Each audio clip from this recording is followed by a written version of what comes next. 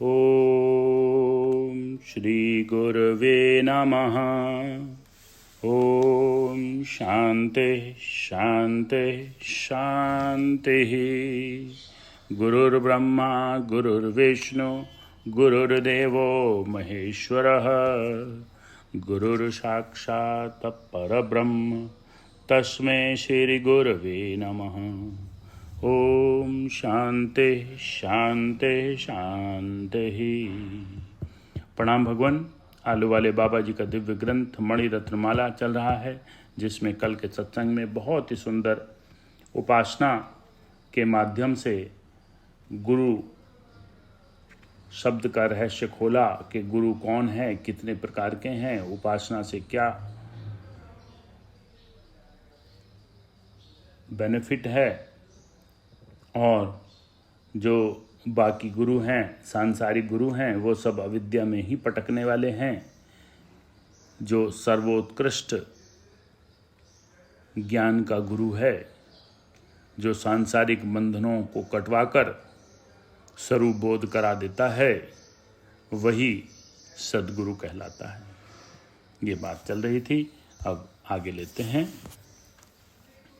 अन्य गुरुओं की सेवा आदिक व्यवहार के भाव से करने योग्य है, और ज्ञान देने वाले गुरु की सेवा शुरसा संपूर्ण भाव से ही करनी चाहिए।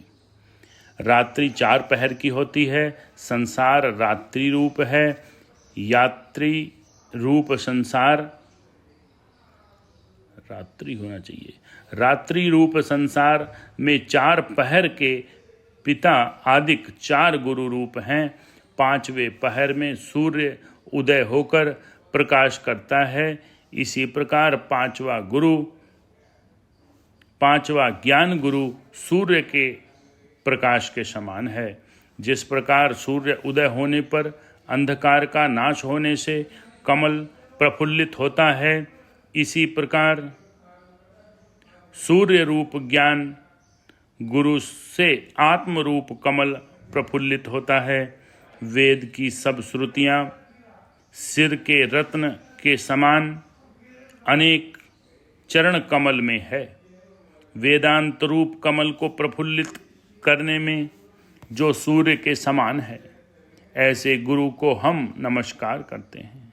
इसमें जो जो दुर्गुण घुस गए हैं, जिनकी हमको खबर तक नहीं है, ऐसे दोषों को दिखलावे, उनसे निवृत्त होने की युक्तियां बतलावे, निवृत्त करने में बारंबार मदद दे, शास्त्र के अर्थ को भली प्रकार समझावे, शास्त्रों के भिन्न भिन्न प्रकार के भावों को एक में समन्वय करके शंका रहित करे, मोक्ष और बंध के मार्ग का भिन्न भिन्न प्रकार से विवेचन करे, पाप पुण्य की उत्पत्ति हेतु नाश और कारण आदि को भली प्रकार से दर्शावे, कर्तव्य अकर्तव्य को भेद समझाकर कर्तव्य का निर्णय करे और उसी में प्रवृत्त रहे, वही सद्गुरु रूपी जहाज के सिवाय अन्य उपाय से संसार रूपी संसार सागर से कोई पार नहीं हो सकता। सद्गुरु के साथ चित्त को जोड़ते ही ज्ञान होता है।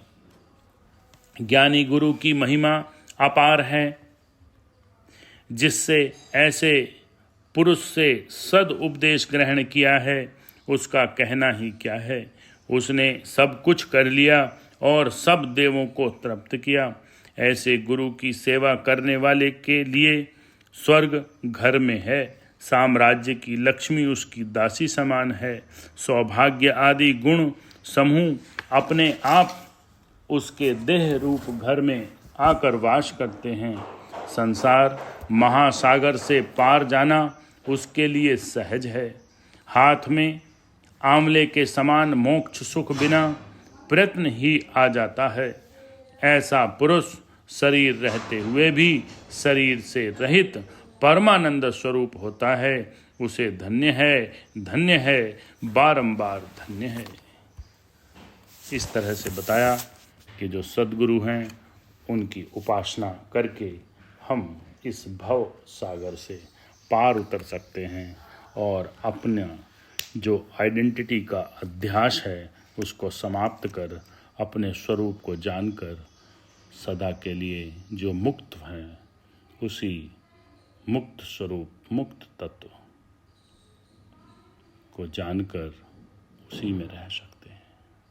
यही है जीवन भी और मुक्ति भी। गुरु की महिमा बहुत सुंदर। प्रणाम भगवान।